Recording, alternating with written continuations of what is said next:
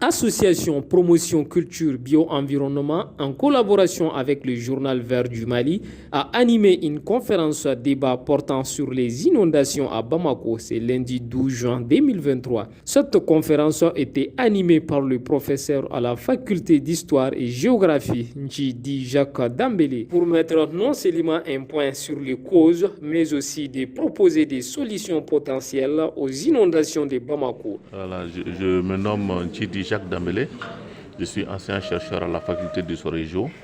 Je suis spécialiste de géologie du quaternaire, géomorphologie, surtout la géomorphologie fluviale. C'est-à-dire que je me spécialise dans l'étude des cours d'eau.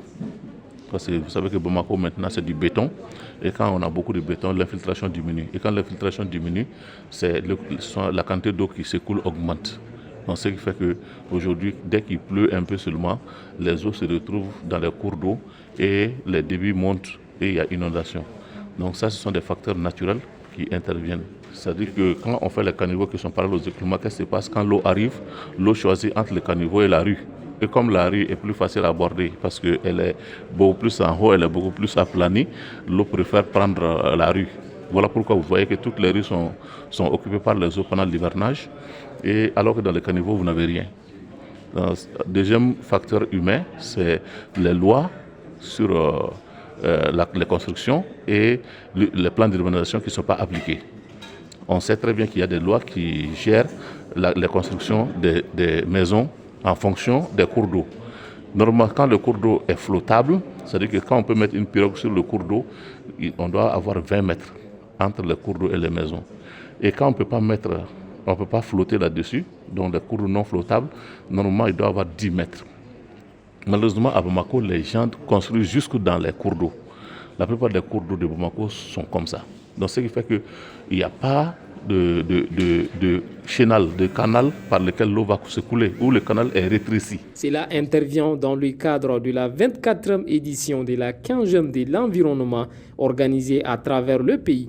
Et en termes de solutions, nous avons dit que la situation est très difficile parce que aujourd'hui, si on doit réellement libérer les emprises, il faut casser des maisons.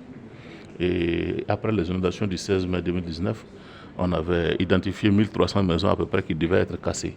Donc ça fait un coût énorme en termes d'indemnisation ou en termes de relocalisation des habitants. Donc là, il faut qu'on cherche maintenant une solution palliative.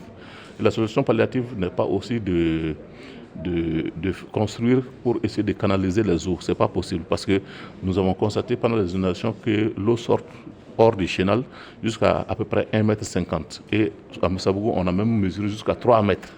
Donc cela veut dire que même si on veut construire les berges pour canaliser l'eau, ce n'est pas efficace et ce n'est pas possible.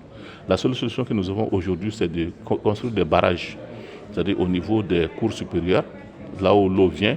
On sait que l'eau vient des collines par exemple, il faut bloquer l'eau au niveau des collines pour que l'eau ne se déverse pas sur la ville.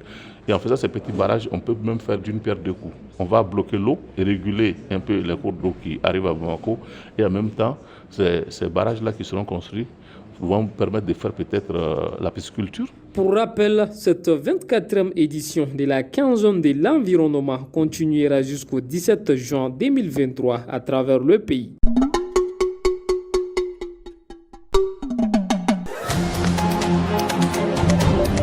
Sur Baba Info, revue de la semaine. Doudou Baba.